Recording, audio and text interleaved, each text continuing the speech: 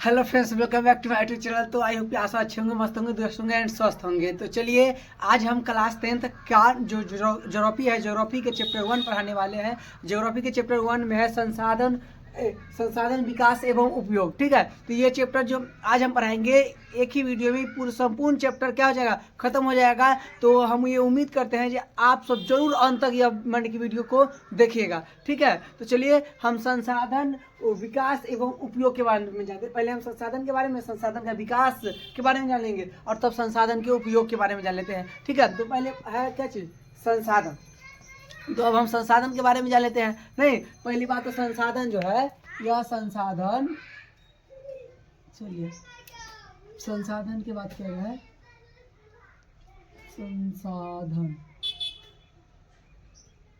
अगर बात किया जाए संसाधन के, तो देखिए, तो संसाधन किसे कहते हैं, पहली बात तो यही आता है, संसाधन किसे कहते हैं, संसाधन क्या है।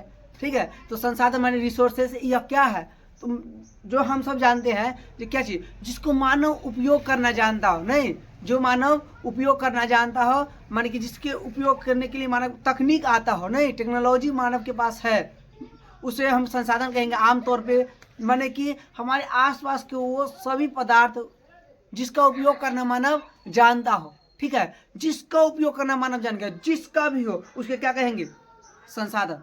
माने कि जो मानव के लिए उपयोगी हो, मानव की आवश्यकताओं को पूर्ति करता हो, उसी क्या कहते हैं, संसाधन। माने कि मानव के संसाधन, मानव के उपयोगी हो, नहीं मानव की आवश्यकताओं को पूर्ति करता हो, मानव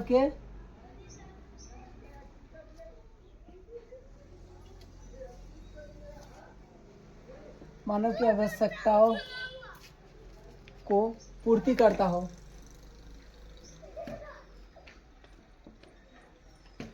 मानव की आवश्यकताओं को पूर्ति करता हो, मानव को टेक्नोलॉजी के लिए उपयोग में आता हो, टेक्नोलॉजी का उपयोग जो मानव करता है, सब क्या है, संसाधन है। ठीक है, माने ऐसे अगर आमतौर पर इसका परिभाषा देखें, परिभाषा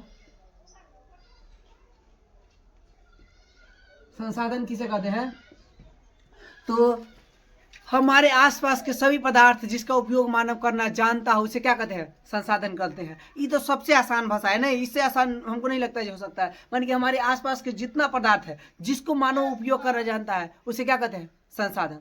ठीक है, हमारे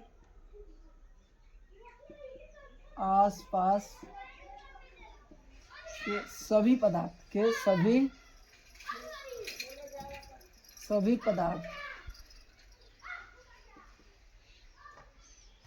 जिसका उपयोग करना मानव जानता हो, जिसका उपयोग करना मानव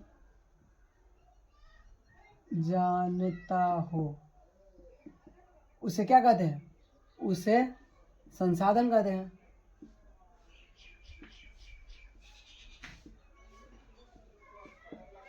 उसे संसाधन कहते हैं। नहीं, हमारे आसपास की जितना मान कि जो भी पदार्थ है जिसका उपयोग करना हम जान गए, उसे क्या कहते हैं, संसाधन कहते हैं। जिसका उपयोग करना नहीं जानते हैं उसको संसाधन नहीं कहेंगे। ठीक है, तो इस संसाधन के बारे में आपको समझ में आया, ये क्या है, ये परिभाषा है। परिभाषा क्या है, हमारे आसपास के सभी पदार्थ जिसका उपयोग करना मानव जानता हो, उसे क्या कहते हैं, संसाधन। जैसे ये मार्कर का उपयोग करना जानते हैं, ये बोर्ड का उपयोग करना जानते हैं, घर है, घर का उपयोग करना जानते हैं। मान कि जो चीज़ है, रेलगाड़ी, ट्रेन, कुछ भी हो जिसका उपयोग करना जानते हैं, पेड़ पौधा जो कुछ है उसको उपयोग करना हम जानते हैं, उस सबको क्या कहेंगे, सबको संसाधन कहेंगे। आप सिंपल समझ लीजिए ना, जिसका आप आसपास में देख करके जो सामान आपको दिखाई दे रहा है, जिसको आप देख रहे हैं ना, उस सबको उपयोग करना आप जरूर जानते होंगे, उस सब को क्या कहेंगे, संसाधन।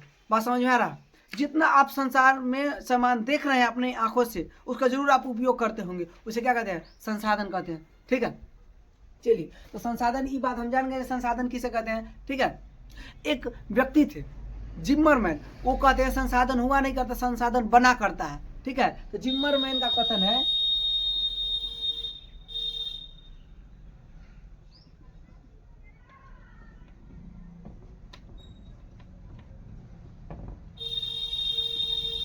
जिम्मरमैन, इनका कथन है संसाधन हुआ नहीं करता, संसाधन हुआ नहीं करता, बनाया जाता है।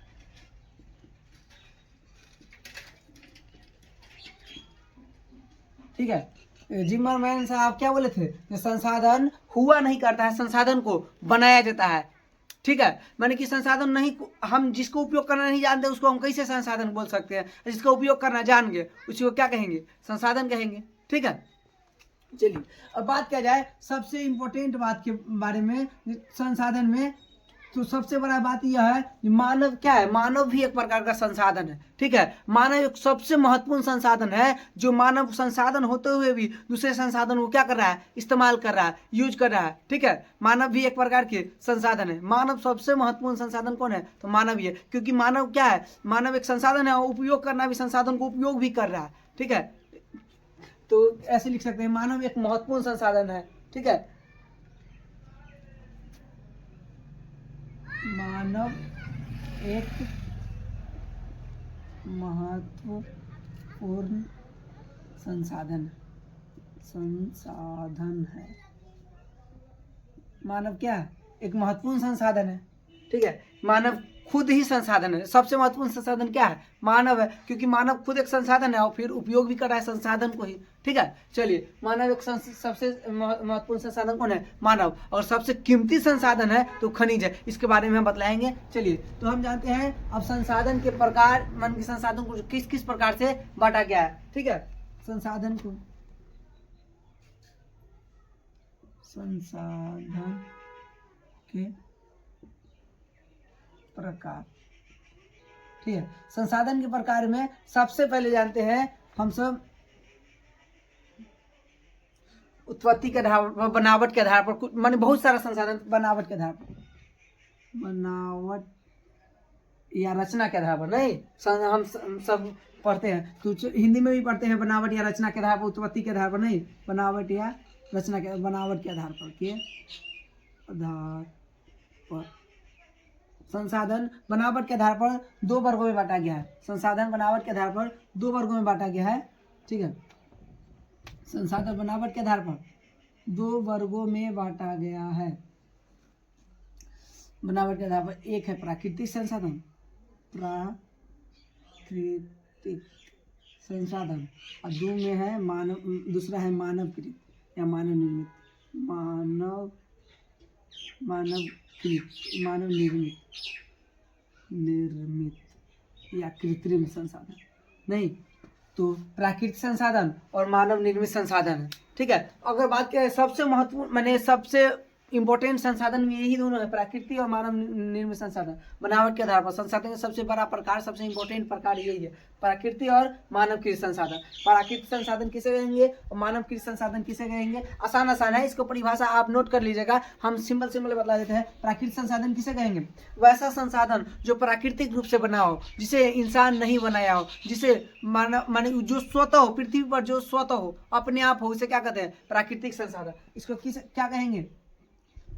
जो पृथ्वी पर स्वतः हो, अपने आप हो, उसे क्या कहते हैं? प्राकृतिक संसाधन। मानवकृत संसाधन किसे कहेंगे? जिसे मानव ने बनाया हो, जिसे मानव ने बनाया है। इसमें क्या कहेंगे? इसमें कहेंगे जो पृथ्वी पर स्वतः हो, नहीं, जो पृथ्वी पर स्वतः माने अपने आप पहले से ही हो। ठीक है, स्वतः माने पहले से ही,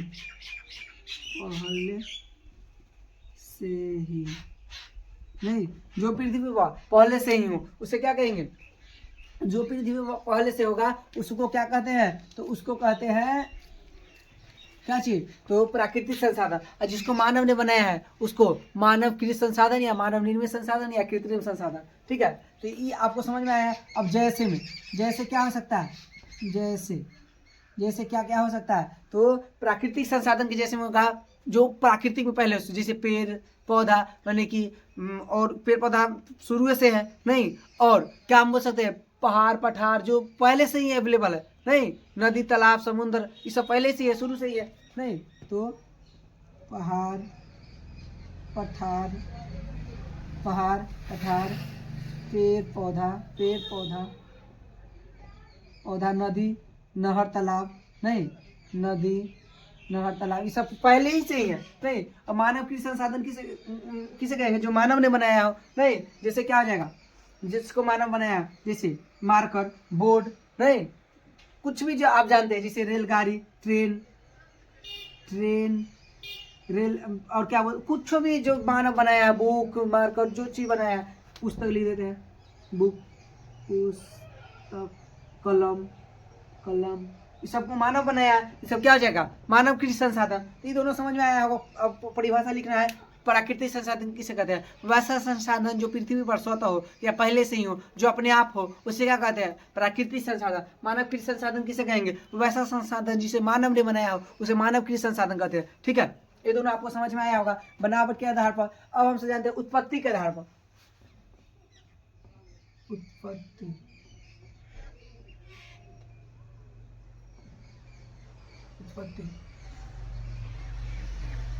के आधार पर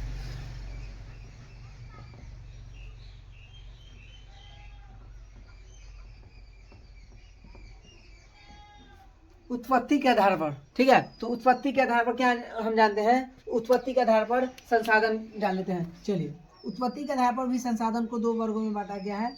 ठीक है, उत्पत्ति के आधार पर संसाधन को जान लेते हैं।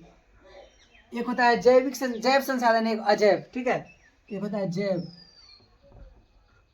अजैव या जैविक और अजैविक। ठीक है, जैव या अजैव, इसी को जैविक या अजैविक भी कहते हैं। ठीक है, जैव अजैव, जैविक के लिख देते, जैविक लिख दे, दोनों सेम ही है, जैव या अजैव। इसे जैविक अजैविक संसाधन कहते हैं। ठीक है, चलिए, तो जैव और अजैव संसाधन क्या है इसके बारे में थोड़ा सा जान लेते हैं। जैव और अजैव संसाधन के बारे में। जैव संसाधन किसे कहते हैं? तो इसके ब्रैकेट में एक बात लिख दीजिए, जैव संसाधन जो सजीव से बना हो, सजीव, और ये निर्जीव। ठीक है, माने इसका परिभाषा अगर लिखना हो तो क्या लिखेंगे? वैसा संसाधन जो सजीवों से बना हो। ठीक है, वैसा संसाधन जो सजीवों से बना हो, जो सजीवों से बना हो, जो सजीवों से बना हो उसे क्या कहेंगे? जैविक संसाधन। जो इसमें क्या कहेंगे? जो निर्जीवों से बना हो, निर्जीवों जो निर्जीवों से बना हो, जो निर्जीवों से बना हो, नहीं उसे क्या कहेंगे? अजैविक संसाधन। ठीक है, ये आपको समझ में आया होगा। जैविक संसाधन किससे कहते हैं? जो सजीव से बना हो उसे क्या कहते हैं? जैविक संसाधन। और जो निर्जीव से बना हो उसे क्या कहते हैं? अजैविक संसाधन। और जैसे में क्या हो सकता है? जैसे में इसका क्या लिख सकते हैं? पेड़ पौधा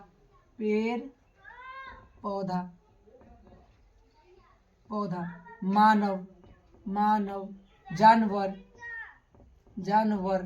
नहीं ये सब क्या है? सजीव है, नहीं है, सजीव है। और अजैव संसाधन के जैसे में क्या हो सकता है? तो जो निर्जीवों से बना हो, नहीं जैसे खनिज लिख देते हैं। जैसे में क्या चीज? खनिज। और क्या लिख सकते हैं? पेट्रोलियम,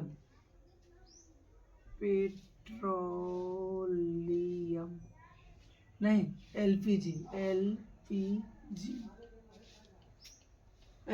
ये सब नहीं, पेट्रोलियम में ही सब तेल आ जाता है। केरोसिन तेल जितना है वो सब, डीजल पेट्रोल सब आ जाता है क्या चीज में? पेट्रोलियम में ही। ठीक है, अच्छा खनिज जैविक में अजैविक में आता है। ठीक है, खनिज जब आगे चैप्टर में पढ़ाएंगे तो खनिज का भी प्रकार बतलाएंगे। ठीक है, अभी इसके बारे में जानना नहीं जरूरी है। ठीक है, चलिए, तो जैविक संसाधन किसे कहेंगे? वैसा संसाधन जो सजीवों से बना हो, या ऐसे पर जान लेते हैं वैसा संसाधन, वह जो चीज, वह सामान जिसका कभी ना कभी क्या हो? खूबसूरती आता हो। ठीक है। और कभी ना कभी खूबसूरती आता है तो खूबसूरती चला जाता हो, उसे क्या कहेंगे? जैविक संसाधन, ठीक है। और जिसमें खूबसूरती नहीं आता हो, सेम वैसा ही रहेगा, उसे क्या कहते हैं? अजैविक संसाधन। खूबसूरती आता है माने कि जैसे मानव का एक समय जरूर है जो खूबसूरती आता है, वो अगर जिंदा है तो, ठीक है। और कभी कभी और एक समय आएगा जो खूबसूरती खत्म हो जाएगा, नहीं। और दूसरी क्या बात है, जैसे पेड़ पौधा का भी एक समय आएगा जो बहुत हरा भरा रहेगा, नहीं। और एक समय आएगा जो समाप्त हो जाएगा, नहीं, सूख जाएगा। तो जिसकी खूबसूरती आता हो वो जैविक संसाधन में आ जाएगा, नहीं। चलिए, तो जैविक संसाधन अजैविक संसाधन आपको समझ में अच्छा से आ गया होगा। अब हम सब जानते हैं जैविक संसाधन हो गया। अब हम सब जानते हैं प्राप्ति के आधार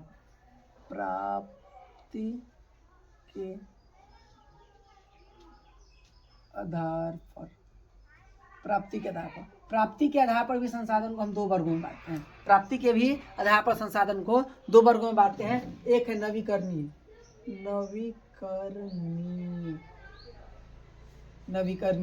ठीक है। एक है अनवीकरणीय, ठीक है। नवीकरणीय और अनवीकरणीय, ठीक है। दूगो है। प्राप्ति के आधार पर भी संसाधन क्या है? दूगो, नवीकरणीय और अनवीकरणीय। अगर बात करें नवीकरणीय का दूसरा नाम, तो हम इसको चक्रीय कहते हैं, चक्रीय, और इसको अचक्रीय। सही पे लिखे हैं, चक्रीय और अचक्रीय, ठीक है। या इसको हम गैर परंपरागत कहते हैं, गैर परंपरागत,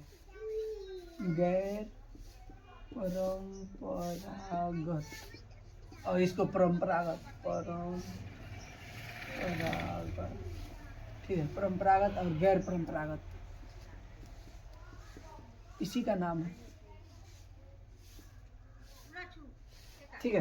तो अब जानते हैं नवीकरणीय संसाधन और अनवीकरणीय संसाधन किसे कहते हैं। तो नवीकरणीय संसाधन किसे कहेंगे? इसका सबसे इम्पोर्टेंट बात, जिसको हम वैसा संसाधन जिसको हम क्या करें, दोबारा उपयोग कर सकते हैं, दोबारा ही नहीं, दोबारा बार बार उपयोग में ला सकते हैं, उसे क्या कहेंगे?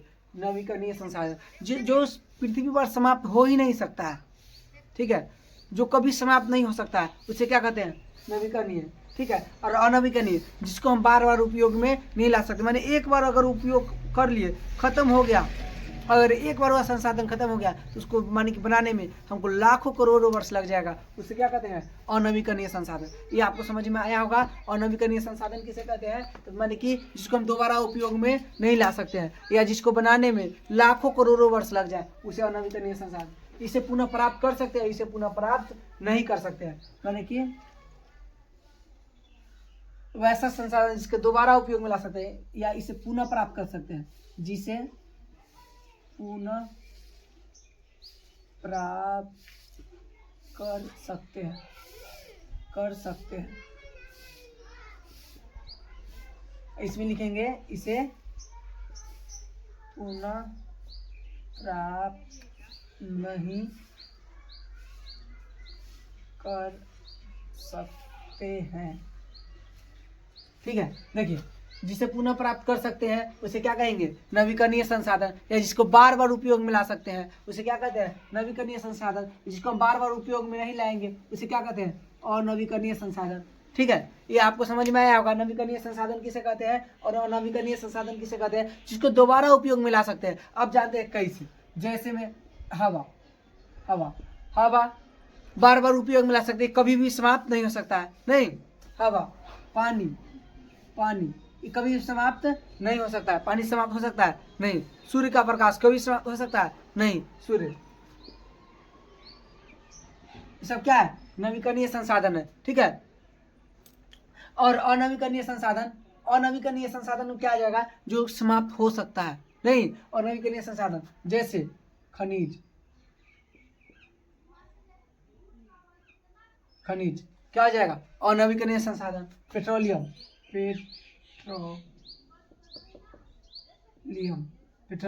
एलपीजी, ये भी समाप्त हो जाएगा, होगा ना। तो इस सबको क्या कहेंगे? अनवीकरणीय संसाधन। कभी ना कभी क्या हो जाएगा? खनिज समाप्त होगा ही नहीं, कभी ना कभी खनिज समाप्त होगा, उसे वो क्या कहते हैं? उसे मैंने अनवीकरणीय संसाधन, ठीक है। कभी ना कभी खनिज समाप्त होगा। नहीं, खनिज तो अगला चैप्टर में पढ़ना है। खनिज भी दो प्रकार का होता है, धात्विक और अधात्विक, इस सब के बारे में। नहीं, खनिज भी क्या होता है, दो प्रकार का होता है। अगर बात करें खनिज के बारे में, खनिज भी क्या होता है, दो प्रकार के, धात्विक और अधात्विक। धात्विक और अधात्विक, खनिज के प्रकार के दो प्रकार के, धात्विक और अधात्विक। जो धातु से बना होता है उसे धात्विक, जो अधातु से बना होता है उसे अधात्विक। धातु से बना होता है AU माने सोना है, AG माने चांदी। नहीं, PT ये सब क्या है, धातु से बना हुआ है। नहीं, और इसमें ये सब अधातु है। नहीं, अभ्रक ये सब क्या है, अधातु रूप है। नहीं, तो ये सब अधातु हो गया, ये सब धातु हो गया। मैग्नीज। चलिए, तो अब हम सब जान लेते हैं, इसको हम दोबारा उपयोग में नहीं ला सकते। अगर एक बार खत्म हो गया खनिज, लोहा या कोई भी पदार्थ, इसको बनाने में क्या होगा, हमको लाखों करोड़ों वर्ष लग जाएगा। ठीक है, देखिए खनिज के ही अंदर आता है लोहा। ठीक है, खनिज के अंदर लोहा, खनिज के अंदर ही लोहा और कोयला आता है। एक बात सुन लीजिए, खनिज के अंदर क्या आता है, लोहा, और खनिज के अंदर ही कोयला। लोहा एंड कोयला,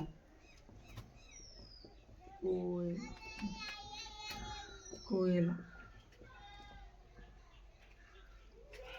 ठीक है, खनिज के अंदर क्या आता है, लोहा, और खनिज के अंदर ही कोयला आता है। ठीक है, जो लोहा है, लोहा, और जो कोयला है, कोयला, दोनों कहाँ से आता है, दोनों खनिज से ही निकलता है। दोनों कहाँ से निकलता है, खनिज से ही निकलता है। लेकिन लोहा को हम अजैविक संसाधन कहते हैं, अजैव संसाधन, और कोयला को जैव संसाधन कहते हैं, जैव। ऐसा क्यों कहते हैं, क्योंकि देखिए जो कोयला है यह खनिज से ही निकलता है, लेकिन कोयला को जो हम, कोयला बनता कैसे है, लाखों करोड़ों वर्ष पहले क्या हुआ होगा, जो सजीव में जो लकड़ी उकड़ी रहा होगा वो सब क्या होगा, भूकंप आया होगा, भूकंप आकर ये क्या हो गया होगा, वो पृथ्वी के अंदर धंस गया होगा, और लाखों करोड़ बाद क्या निकल रहा है, कोयला निकल रहा है। तो ये सब लकड़ी सब जो एक दिन सजीव न था लकड़ी, तो जो लकड़ी सजीव था, इसलिए इसको क्या कहते हैं, जैव संसाधन। ठीक है, और ये जो लोहा है ये खनिज से प्राप्त हुआ है, ये अजैव था शुरू से ही। ठीक है, इसलिए ये लोहा और कोयला दोनों खनिज से ही निकलता है, लेकिन इसको जैव, इसको अजैव कहते हैं। ठीक है, क्योंकि निर्जीव से बनता है। चलिए, तो ये बात आपको समझ में आ गया होगा। आगे हम बढ़ते हैं कहाँ पे, ये पूर्ण रूप से आपको समझ में आ गया होगा, नवीकरणीय संसाधन और अनवीकरणीय संसाधन। नवीकरणीय माने जिसको हम बार बार उपयोग में ला सकते हैं, जो कभी भी समाप्त नहीं आ सकता है। ठीक है, उसको क्या कहते हैं, नवीकरणीय। और जो माने कि जिसे हम बार बार उपयोग में नहीं ला सकते, जो माने कि समाप्त होने की संभावना है जिसकी। ठीक है, और एक बार समाप्त हो जाएगा तो इसको लाने में लाखों करोड़ों वर्ष लग जाएगा, लाखों करोड़ों वर्ष। ठीक है, इसको बनाने में लाखों करोड़ों वर्ष लग जाएगा। ठीक है, अजैविक संसाधन को। अभी इतना आपको समझ में आ गया होगा। अब हम सब जान लेते हैं जैविक अजैविक के बाद हम सब स्वामित्व के आधार पर माने कि संसाधन,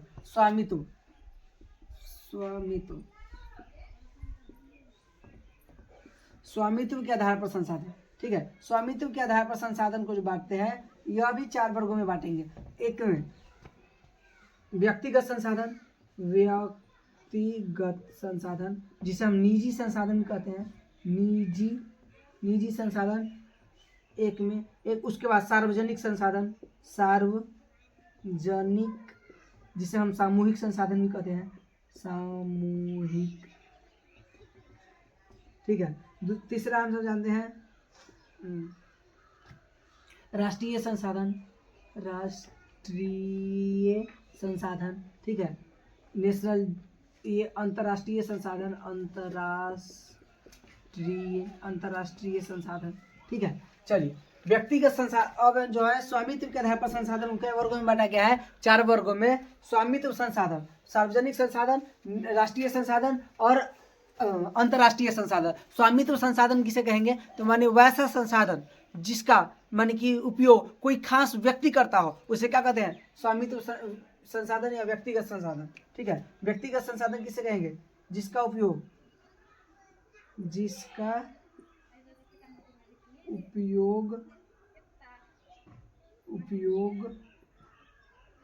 खास व्यक्ति करता हो, खास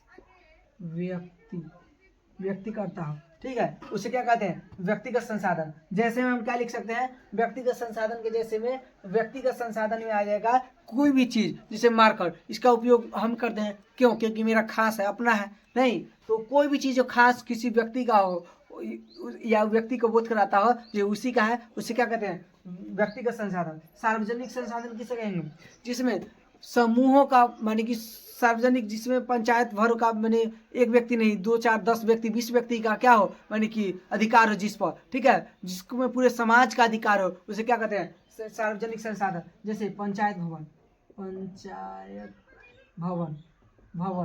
नहीं, जैसे मंदिर, जैसे मस्जिद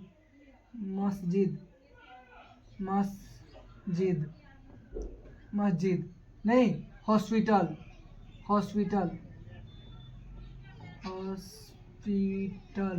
नहीं, सरकारी हॉस्पिटल है, हॉस्पिटल नहीं। अगला स्कूल, ये सब क्या है, सार्वजनिक है, नहीं समूह का है, एक व्यक्ति का अधिकार नहीं है, उसे क्या कहते हैं, सार्वजनिक संसाधन। अगला जान लेते हैं राष्ट्रीय संसाधन। राष्ट्रीय संसाधन किसे कहते हैं, तो देश के अंदर पाए जाने वाले सभी संसाधनों को क्या कहते हैं, राष्ट्रीय संसाधन। देश के अंदर पाए जाने वाले सभी संसाधन को राष्ट्रीय संसाधन कहते हैं। और हाँ, देश के बाहर, जिसे हम ये जानते हैं हमारा क्या है, दक्षिणी भारत है, नहीं नीचे का दक्षिणी भारत है, देश के जो बाहर, मान लीजिए यहाँ समुद्र है, देश के बाहर इधर क्या है, समुद्र, इधर भी समुद्र, इधर भी समुद्र है, तो देश के बाहर तक समुद्र को नापा जाता है नॉटिकल मील में, ठीक है, नॉटिकल मील, तो 12 नॉटिकल मील तक के क्षेत्र को, ठीक है, 12 नॉटिकल मील तक के क्षेत्र को क्या कहते हैं, हम सब राष्ट्रीय संसाधन मिलाते हैं। मान लीजिए यहाँ से यहाँ तक 12 नॉटिकल मील है, तो यहाँ तक क्या कहेंगे, हम राष्ट्रीय संसाधन कहेंगे।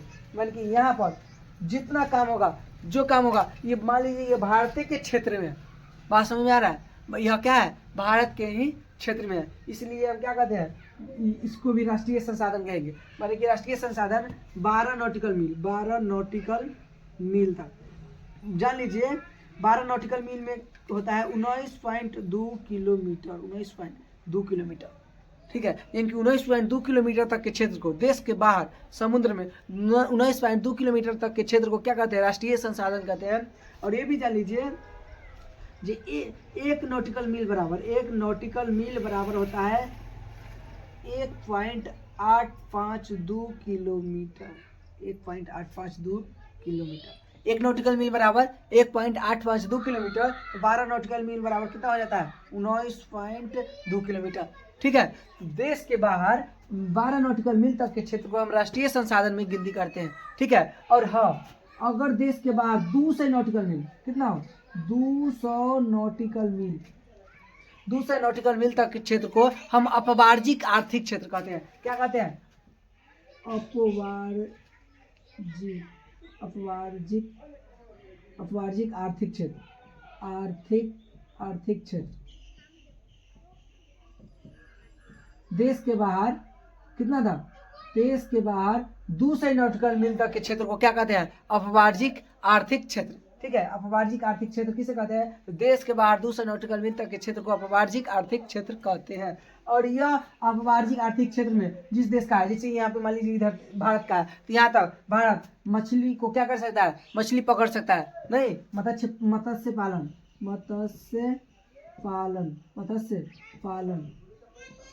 पालन, ठीक है। और मैंने जो समुद्र है, उसमें समुद्र में वैज्ञानिक संशोधन कर सकता है, ठीक है। और इधर जो है, और कोई गाड़ी जा रहा है, यहाँ से कोई पानी जहाज जा रहा है, तो उस टैक्स ले सकता है, नहीं, टैक्स ले सकता है, टैक्स क्या कर सकता है, वह वसूल सकता है, ठीक है, टैक्स वसूल सकता है। जैसे कि आप सब जानते हैं, टैक्स माने जीएसटी, माने जो अपना फिक्स जो टैक्स लगाता है, वो क्या कर सकता है, वसूल सकता है। आपको पता होगा जो जीएसटी लागू करने वाला प्रथम राज्य असम है, नहीं, और जीएसटी भारत में 2017 से लागू हुआ है।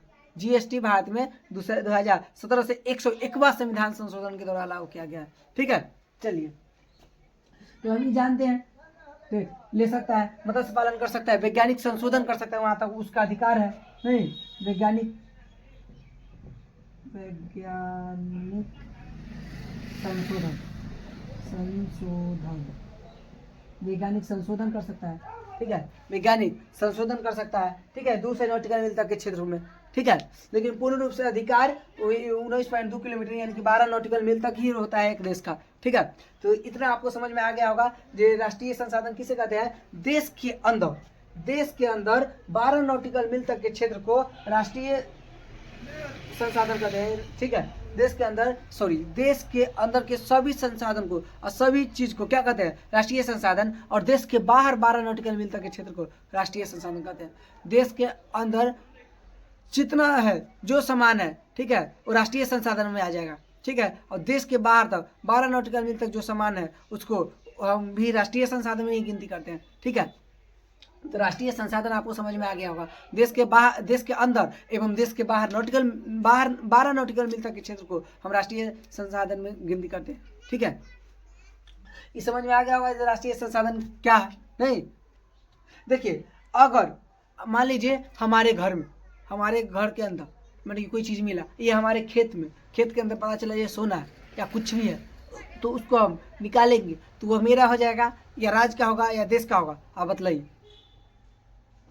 अगर कोई सामान हम निकालते हैं, अगर हम अपने ज़मीन से निकालते हैं, अगर वह कोई खनिज, कीमती खनिज है या कुछ है, तो किसके अंदर में हो जाएगा? एक राष्ट्र के अंदर में हो जाएगा, देश के अंदर में, वो राष्ट्रीय संसाधन में गिन दिया जाएगा, ठीक है। लेकिन हाँ, अगर कोई हानिकारक पदार्थ मिल गया, जिसे शराब निकल गया हमारे घर में से, हमारे खेत में से, तो वह सरकार ये नहीं बोलेगा जी हमारा राष्ट्रीय संसाधन में ही आएगा, तब आपको क्या करेगा? लगाएगा हाथ खड़िया, सीधा ले चल जाएगा, ठीक है। बात समझ में आया? मतलब कि अगर कीमती सामान कोई निकला है तो है वो देश का, लेकिन अगर कोई खराब सामान निकला है तो मतलब कि प्रशासन मान लेगा, सरकार मान लेगा जी आपका ही है, क्योंकि आपके घर से, आपके खेत से निकला है, ठीक है। चलिए, तो ये बात जान गए राष्ट्रीय संसाधन किसे कहते हैं? देश के अंदर के सभी संसाधन एवं देश के बाहर 12 नॉटिकल मील तक के संसाधन को क्या कहते हैं? राष्ट्रीय संसाधन कहते हैं, ठीक है। और अपवार्जिक आर्थिक क्षेत्र इंपॉर्टेंट है। अपवार्जिक आर्थिक क्षेत्र किसे कहते हैं? तो देश के बाहर समुद्र में 200 नॉटिकल मील तक के क्षेत्र को अपवार्जिक आर्थिक क्षेत्र कहते हैं। यहाँ पर कोई भी देश माने कि वैज्ञानिक माने कि संशोधन कर सकता है, वैज्ञानिक यहाँ पर कोई भी चीज़ खोज कर सकता है, नहीं, और मत्स्य पालन कर सकता है, टैक्स ले सकता है इधर से अगर कोई गुजरता है तो, ठीक है। चलिए, तो ये अब जान गए क्या चीज़? राष्ट्रीय संसाधन। नहीं, राष्ट्र के अंदर पाए जाने वाले सभी संसाधन को राष्ट्रीय संसाधन कहते हैं। सिंपल में एक परिभाषा, राष्ट्र के अंदर पाए जाने वाले सभी संसाधन को राष्ट्रीय संसाधन कहते हैं एवं राष्ट्र के बाहर 12 नॉटिकल मील तक के संसाधन को राष्ट्रीय संसाधन में गिनती करते हैं। अब जानते हैं हम सब क्या चीज़? तो अंतर्राष्ट्रीय संसाधन, ठीक है। अंतर्राष्ट्रीय संसाधन किसे कहते हैं? तो अंतर्राष्ट्रीय संसाधन किसे कहेंगे? तो देश के बाहर के सभी संसाधन को क्या कहेंगे? 200 नॉटिकल मील वाले संसाधन को अंतर्राष्ट्रीय संसाधन, या जिस पर किसी भी देश का अधिकार न हो उसे क्या कहते हैं? अंतर्राष्ट्रीय संसाधन। किसी भी देश का अधिकार न हो, जिस पर किसी खास देश का अधिकार न हो,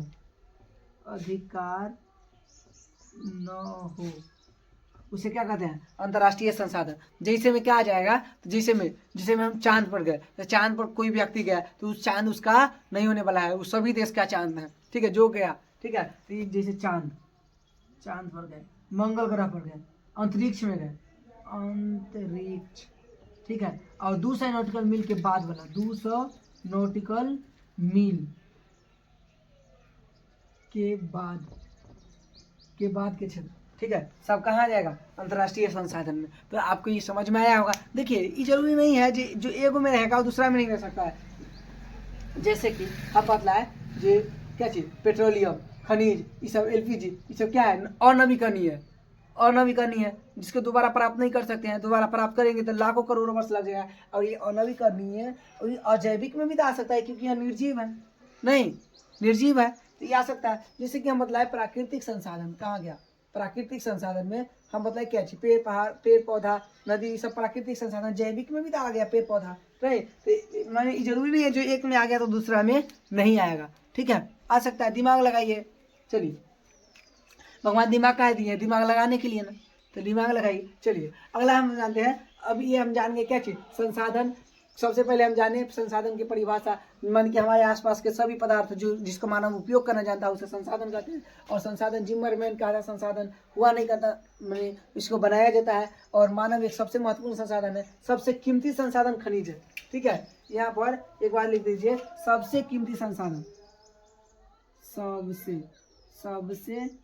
कीमती संसाधन, कीमती संसाधन खनिज संसाधन है, खनिज है या खनिज संसाधन, खनिज है। ठीक है, चलिए। और सबसे महत्वपूर्ण संसाधन मानव। चलिए हम जान लिए पहले संसाधन के दो प्रकार, प्राकृतिक और मानवकृत दो। उसके बाद उत्पत्ति के बनावट के आधार पर देखें, उसके बाद उत्पत्ति के आधार पर देखें जैव और अजैव नहीं। उसके बाद हम प्राप्ति के आधार पर देखें नवीकरणीय और नवीकरणीय यानी कि परंपरागत गैर परंपरागत। उसके बाद स्वामित्व के आधार पर देखें व्यक्तिगत संसाधन, सार्वजनिक संसाधन, राष्ट्रीय संसाधन, अंतर्राष्ट्रीय संसाधन। 4 प्रकार के जानते हैं। अब हम जानते हैं किसके आधार पर, तो अब हम जानते हैं भंडार के आधार पर, भंडार या उपयोग के आधार पर, उपयोग के आधार पर, भंडार या उपयोग के आधार पर। भंडार या उपयोग के आधार पर संसाधन 4 वर्गों में बांटा गया है। ठीक है, भंडार या उपयोग के आधार पर एक संभावित संसाधन, संभावित संसाधन, एक होता है ज्ञात संसाधन, ज्ञात या विकसित संसाधन, विकसित। ठीक है, और एक होता है भंडार संसाधन, भंडारी संसाधन, भंडारी संसाधन। ठीक है, और चौथा हम जानते हैं भंडारी संसाधन, संचित संसाधन, संचित संसाधन। ठीक है, चलिए इतना हम जान गए। भंडार के आधार पर संसाधन कई वर्गों में बांटा गया है, 4 वर्गों में बांटा गया है। एक संभावित संसाधन, नाम से ही पता चला होगा, जिसकी संभावना है, मतलब कि वैसा संसाधन जिसके मिलने के क्या हो, संभावना हो, लेकिन मिले या न मिले इसकी कोई गारंटी न हो, उसे क्या कहेंगे, संभावित संसाधन। जिसकी मिलने की संभावना हो, क्या कहेंगे, जिसके मिलने की संभावना हो पर गारंटी नहीं हो, गारंटी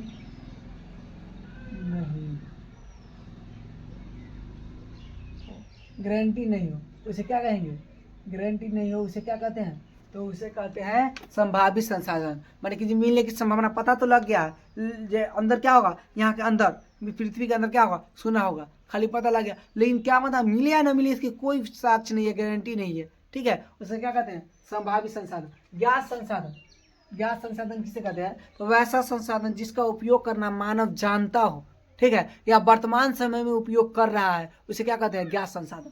ठीक है, जिसे मानव वर्तमान समय में उपयोग कर रहा है, उसे क्या कहते हैं, ज्ञात संसाधन या विकसित संसाधन। या जिसको मानव उपयोग करना जानता है, जिसे मारकर कैसे उपयोग हो रहा है इसको जानता है, उसे क्या कहते हैं, ज्ञात संसाधन। भंडारी संसाधन, तो वैसा संसाधन होता है भंडारी संसाधन जिसका मानव क्या कर जानता है जी, यहाँ पर है, पूरा साक्ष्य भी है यहाँ पर, मानी भंडार के रूप में मानी कि संचित है, लेकिन इसका निकालना नहीं जानता हो, टेक्नोलॉजी के अभाव हो, यहाँ से निकाल नहीं सकता, कैसे निकाले इसका कोई पता नहीं है, उसे वो क्या कहते हैं, भंडारी संसाधन। मानी कि वैसा संसाधन जिसे जो वैसा संसाधन जो मानव भंडार के रूप में रखा है, भंडार के रूप में रखा है, लेकिन तकनीकी के अभाव के कारण,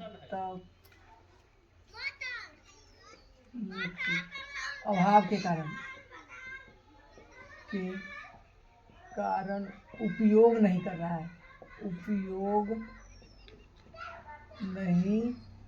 कर रहा है, उसे क्या कहते हैं, भंडारी संसाधन।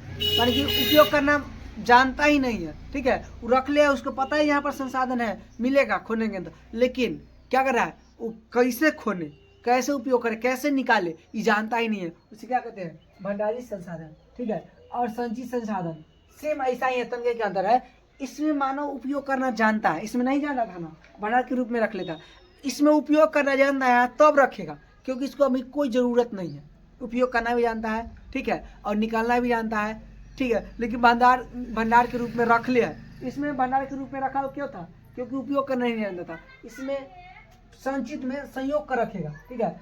वैसा संसाधन जिसका उपयोग करना मानव जानता हो, लेकिन भंडार के रूप में रखा हो, ठीक है, भंडारित के रूप में क्या हो, रखा हो, ठीक है। इसके तकनीकी का भी विकास है, निकालना जानता है, लेकिन जरूरतें नहीं है, ठीक है। वैसा संसाधन जिसे मानव उपयोग करना जानता है, लेकिन भंडार के रूप में रखा हो,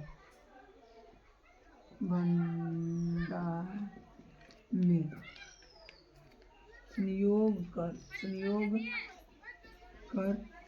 संयोग कर रखा हो, इसे क्या कहते हैं, संचित संसाधन, ठीक है। जैसे अमेरिका, पेट्रोलियम उसके पास है, निकालने भी आता है, लेकिन वह अपने यहाँ से पेट्रोलियम नहीं निकालता, उसे क्या कहते हैं, तो उसे कहते हैं क्या चीज, संचित संसाधन, ठीक है।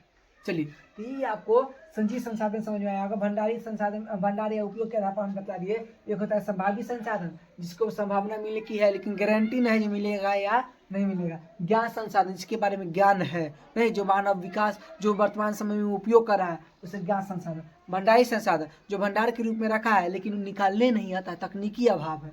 और संचित संसाधन, वैसा संसाधन जिसको मानव उपयोग करना जानता है, लेकिन तब भंडार के रूप में रखा है, क्योंकि उसको अभी आवश्यकता नहीं है, ठीक है। संयोग कर रखा है क्योंकि उसको अभी से आवश्यकता नहीं है, ठीक है। इसे क्या कहते हैं, संचित संसाधन। ये आपको संचित संसाधन ये सब आ गया होगा, ठीक है। अब हम जानते हैं संसाधन का विकास, ठीक है। संसाधन हम पढ़ लिए, ठीक है, कौन कौन संसाधन, कैसे कैसे संसाधन का विकास एवं उपयोग, ठीक है। तो आप क्या कीजिए, जगह तो है नहीं, तो हम इसको इरेज करते हैं। आप इसको क्या कीजिए, स्क्रीनशॉट ले लीजिए, ठीक है, ले लीजिए। हम इसको इरेज करते हैं।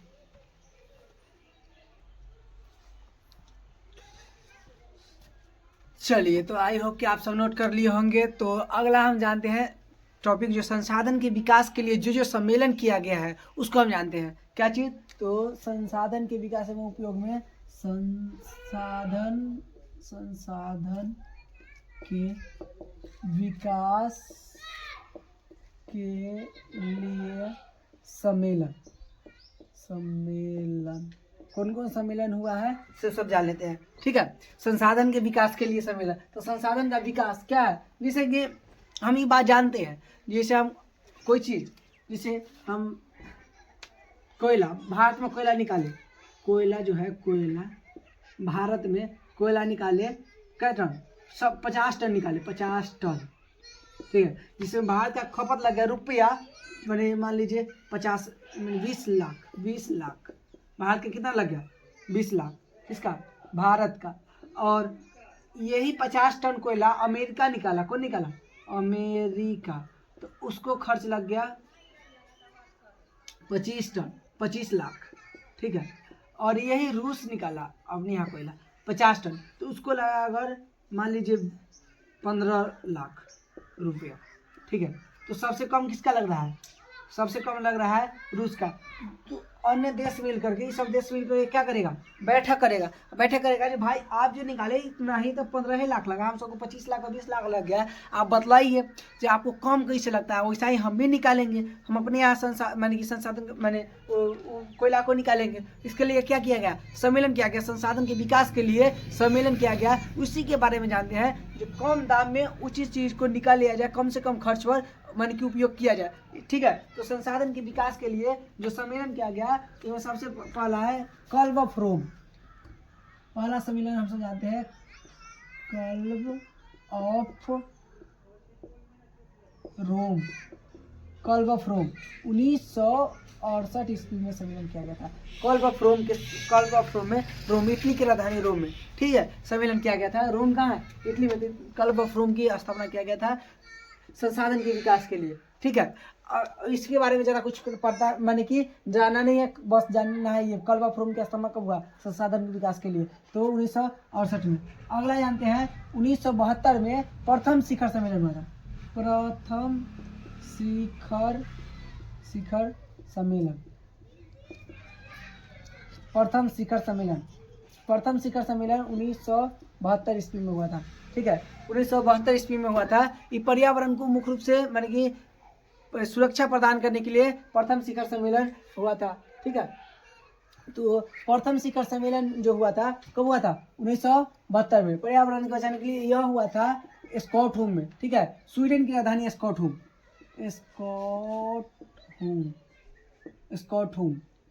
कहाँ है? स्वीडन, ठीक है। स्वीडन में हुआ था, स्टॉकहोम में, स्वीडन के स्टॉकहोम। ये प्रथम शिखर सम्मेलन हुआ था। यह हुआ था 5 जून 1972 को। कब हुआ था? 5 जून 1972 को। इसीलिए हम सब 5 जून को कौन सा दिवस मनाते हैं? तो 5 जून को हम सब विश्व पर्यावरण दिवस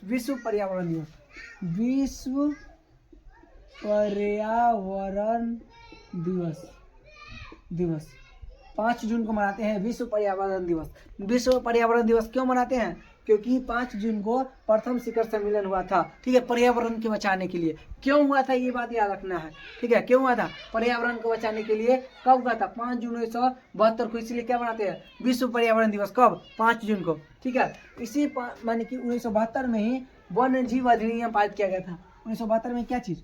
वन्य जीव अधिनियम भारत में। और इसके ही तहत 1972 में पारित किया गया था। इसके ही तहत 1973 में टाइगर प्रोजेक्ट की स्थापना किया गया भारत में। टाइगर प्रोजेक्ट का स्थापना किया गया, ठीक है। टाइगर प्रोजेक्ट की स्थापना किया गया कब? 1973 ईस्वी में। 1973 ईस्वी में टाइगर प्रोजेक्ट की स्थापना किया गया भारत में, ठीक है। तो ये प्रथम शिखर सम्मेलन कहाँ हुआ था? स्टॉकहोम, स्वीडन की राजधानी स्टॉकहोम। कब हुआ था? 5 जून को। 5 जून को कौन सा दिवस मनाया जाता है? विश्व पर्यावरण दिवस, ठीक है। इतना आपको समझ में आ गया होगा। अगला हम सब जानते हैं, अगला सम्मेलन हुआ था small is beautiful. Small is beautiful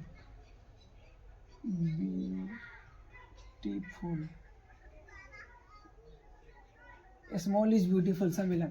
small is beautiful सम्मेलन हुआ था। यह स्मॉल इज ब्यूटीफुल सम्मेलन जो होता है यह 1974 ईस्वी में होता है। 1974 ईस्वी में होता है। और यह स्मॉल इज ब्यूटीफुल सम्मेलन कब होता है? 1974 ईस्वी में। यह क्यों होता है? पर्यावरण को बचाने के लिए। और यह क्यों होता है यह स्मॉल इज ब्यूटीफुल सम्मेलन? तो छोटे उद्योग को बढ़ावा देने के लिए। क्यों होता है? छोटे उद्योग को बढ़ावा देने के लिए स्मॉल इज ब्यूटीफुल सम्मेलन क्यों होता है? छोटा जो उद्योग है उसको बढ़ावा देने के लिए। क्योंकि मान लीजिए बड़ा उद्योग है, जैसे रिलायंस जियो, इससे बहुत बड़ा उद्योग है, जैसे जियो बहुत बड़ा उद्योग है। और एक बार में पहले तो फ्री में दिया रिचार्ज, और क्या कर दिया? 249 से 349 कर दिया, ठीक है। इसको हम कुछ कर सकते नहीं। एक छोटा उद्योग रहता है, बहुत बड़ा माने कि बहुत ज़्यादा मात्रा में रहता है, तो सब में कंपटीशन रहता है। जो हम कम रुपया में अगर हम रिचार्ज करेंगे तो क्या होगा? हमारा ज़्यादा मान कि आदमी रिचार्ज करवाएगा, ठीक है। ज़्यादा है नहीं, इसके लिए क्या किया? बड़ा उद्योग का यही घाटा है, यही नफा है। नहीं, घाटा क्या है? जो उसको मन जो करना वो कर लेगा। और छोटा उद्योग रहेगा तो ज़्यादा कंपटीशन रहेगा। नहीं, तो स्मॉल इज ब्यूटीफुल सम्मेलन 1974 में किया गया छोटे उद्योग को बढ़ावा देने के लिए। और यह गांधी जी से प्रेरित होगा। गांधी बाबा से प्रेरित होकर दिया गया था। क्या चीज? कौन सा उद्योग? स्मॉल इज ब्यूटीफुल सम्मेलन किया गया था, ठीक है। गांधी बाबा से प्रेरित होकर। स्मॉल इज ब्यूटीफुल एक पुस्तक भी है जिसको 1861 ईस्वी में मैंने की लिखे थे। स्मॉल इज ब्यूटीफुल की बात किया जाए तो लाने वाले व्यक्ति थे E.F. सुमेसर, ठीक है। सम्मेलन करने वाले व्यक्ति थे E.F. सुमेसर, ठीक है। सबसे मेन व्यक्ति कौन है? E.F. सुमेशा। किससे प्रभावित होकर? गांधी बाबा से प्रभावित होकर स्मॉल इज ब्यूटीफुल पुस्तक लिखे थे। कौन? E.F. सुमेशा। इतना बात आपको स्मॉल इज। चलिए अब हम आगे जानते हैं क्या चीज़। तो 1987 में क्या होता है? तो 1987 में होता है ब्रंट एंड वुड सम्मेलन।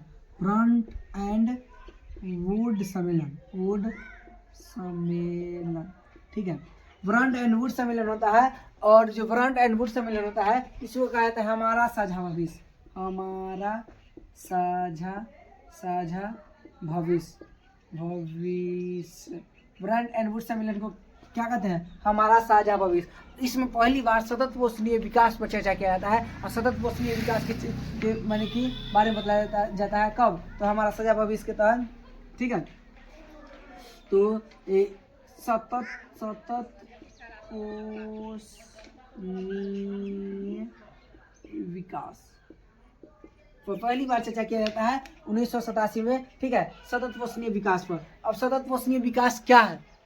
तो मैंने सतत पोषणीय विकास क्या है? तो वैसा विकास होता है, ये वैसा विकास जो माने कि हमारे भविष्य में आने वाली पीढ़ी को बिना प्रभावित किए हुए वर्तमान में जो चीज़ को उपयोग करते हैं उसी को हम सतत पोषणीय विकास कहते हैं। जो चीज़ हम उपयोग, ऐसा कुछ उपयोग न करें वर्तमान में जिससे हमारा भविष्य क्या हो, भविष्य में आने वाला जो और पूर्वज है उसको माने वो प्रभावित हो। ठीक है, पर्यावरण में ऐसा कोई गलती न करे। माने कि सतत पोषणीय विकास किसे कहते हैं?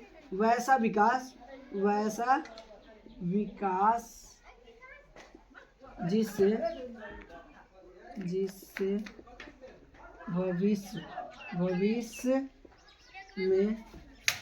भविष्य में आने वाली पीढ़ी को बिना प्रभावित किए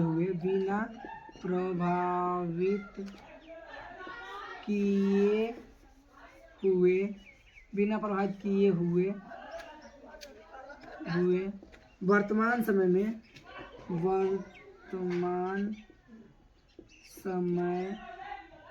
में जो उपयोग करते हैं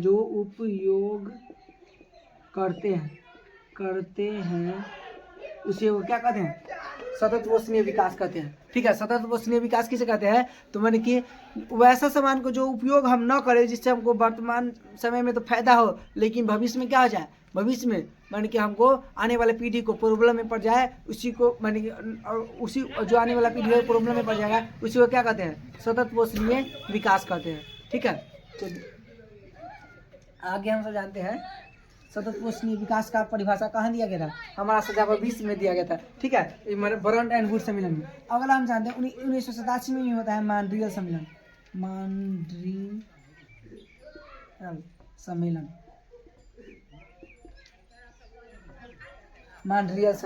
ठीक है, मॉन्ट्रियल सम्मेलन 1987 में होता है। ये कनाडा में होता है, कनाडा।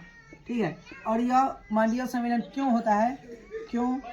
क्यों का आंसर क्या है? यह ओजोन परत को सुरक्षा प्रदान करने के लिए होता है। ओजोन परत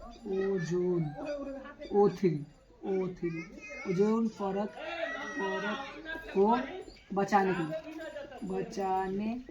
के लिए। ठीक है, ओजोन परत को क्यों बचाया जाता है? ओजोन परत क्या है? देखिए, ओजोन परत मैंने क्या है? तो हमारे सूर्य से जो आती है किरण उससे हमको सुरक्षा प्रदान करता है। ओजोन परत क्या है? तो सूर्य से आने वाली पराबैंगनी किरण, स्पेशली सूर्य से आने वाली पराबैंगनी किरण से सुरक्षा प्रदान करती है। सूर्य से आने वाली पराबैंगनी किरण से क्या करती है? सुरक्षा प्रदान करती है। कौन? ओजोन परत। सूर्य से आने वाली पराबैंगनी किरण से सुरक्षा प्रदान करती है ओजोन परत। तो ये ओजोन परत अगर नहीं रहता तो हमको त्वचा कैंसर, ठीक है, त्वचा कैंसर माने अनेक प्रकार की बीमारी होता। ठीक है, तो मैंने अगर यह ओजोन परत नहीं रहा। चलो अगला, त्वचा कैंसर सबसे प्रमुख यही है। ठीक है, त्वचा कैंसर किसके कारण होता है? तो ये ओजोन परत के कारण होता है। ठीक है, आगे हम समझा लेते हैं 1987 में मॉन्ट्रियल सम्मेलन किया गया, बर्न एंड वुड सम्मेलन किया गया। अब आगे 1987 के बाद 1992 में किया जाता है प्रथम शिखर सम्मेलन। 1992 में प्रथम शिखर सम्मेलन, शिखर सम्मेलन।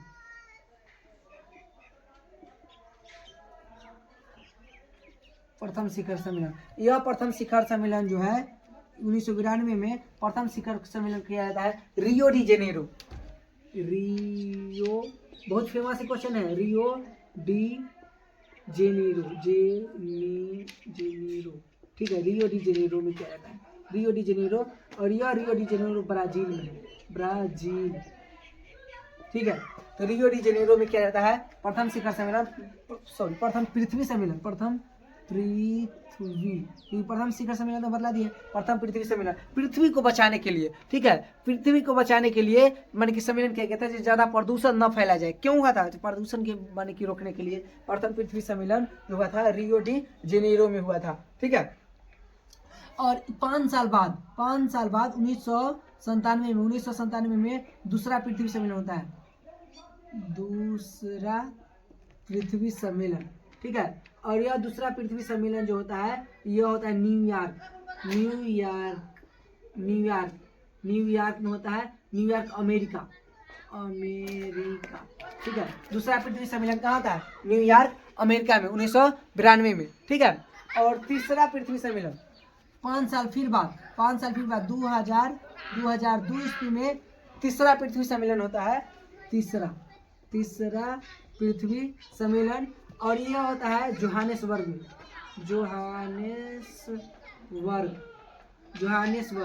जोहानेसबर्ग है दक्षिण अफ्रीका में, हाँ दक्षिण अफ्रीका, जोहानेसबर्ग कहाँ है? दक्षिण अफ्रीका में, ठीक है। तो ये 3 गो पृथ्वी सम्मेलन होता है पृथ्वी को बचाने के लिए। देखिए याद कैसे रहेगा, 1992 में प्रथम पृथ्वी सम्मेलन हुआ है, 5 साल बाद द्वितीय पृथ्वी सम्मेलन, 5 साल बाद तृतीय पृथ्वी सम्मेलन, ठीक है। ये 1997 में एक और बात याद रख लीजिएगा, क्वेटो सम्मेलन, क्वेटो सम्मेलन जापान में होता है, जापान में होता है। क्वेटो सम्मेलन कहाँ होता है? क्वेटो सम्मेलन, तो यह क्वेटो सम्मेलन जापान में होता है, ठीक है, क्वेटो सम्मेलन जापान में होता है, ठीक। इसमें ग्रीन हाउस को कम करने के लिए, ग्रीन हाउस के प्रभाव को, ग्रीन हाउस के लिए किया जाता है, ग्रीन हाउस के लिए किया जाता है, ठीक है। कौन सा? क्योटो सम्मेलन, ठीक है। क्योटो सम्मेलन क्यों किया जाता है? तो ग्रीन हाउस के लिए, ठीक है। अब जानते हैं संसाधन का नियोजन। अब क्या जानते हैं, थोड़ा सा इधर जान लेते हैं जल्दी, संसाधन का नियोजन, ठीक है। क्या जानते हैं? संसाधन के नियोजन के बारे में जान लेते हैं, ठीक है। संसाधन का नियोजन क्या है, ठीक है। तो संसाधन के नियोजन में पहली बात जान लेते हैं, देखिए संसाधन को पता लगाना, संसाधन को पता लगाना, ठीक है। ये संसाधन है कहाँ, संसाधन का पता लगाएंगे, ठीक है। उसकी मात्रा का पता लगाना, मात्रा, ठीक है। और गुणवत्ता का पता लगाना, गुणवत्ता का पता लगाना, ठीक है। और उसके बाद पता लगा लेंगे, उसके बाद योजना बनाएंगे, ठीक है। योजना बनाने के बाद कुशल मजदूर रखना, कुशल मजदूर रखेंगे, शैक्षणिक व्यवस्था को, संस्था को खोलेंगे, ठीक है। इस सब से क्या होगा? संसाधन का नियोजन होगा, ठीक है, आगे बढ़ेगा, ठीक है। इस सब के कारण क्या होता है? संसाधन का नियोजन किसे कहते हैं, क्या है? तो संसाधन को पता लगाना एवं गुणवत्ता एवं मात्रा को पता लगाना एवं योजना बना करके माने कि जो अति करते हैं उसी क्या कहते हैं? संसाधन का नियोजन, ठीक है। संसाधन का नियोजन। एक है डाकू का अर्थव्यवस्था, डाकू का अर्थव्यवस्था, डाकू का अर्थव्यवस्था क्या है, ठीक है। तो संसाधन का विदोहन को ही डाकू का अर्थव्यवस्था कहते हैं, संसाधन के विदोहन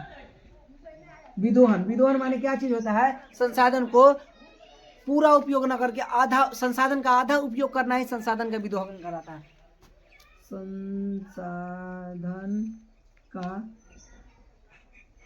आधा उपयोग करना करना, ठीक है, विदोहन कहलाता है। मैंने देखिए डाकू का काम क्या है, डाकू कोई भी सामान अपना से न खरीदेगा, अपना से न बनाएगा, क्या चीज़ करेगा, वो लूटपाट करेगा, तो लूटपाट करेगा तो छीट छाट कर जाएगा लेकर के कोई सामान, माने कि आधा बर्बाद कर देगा। तो डाकू का अर्थव्यवस्था क्या है, तो संसाधन का विदोहन, माने कि संसाधन को आधा बर्बाद करना, आधा उपयोग करना, ये क्या कहलाता है, संसाधन का माने डाकू का अर्थव्यवस्था, ठीक है, माने कि संसाधन को खराब तरीका से उपयोग करना, ठीक है।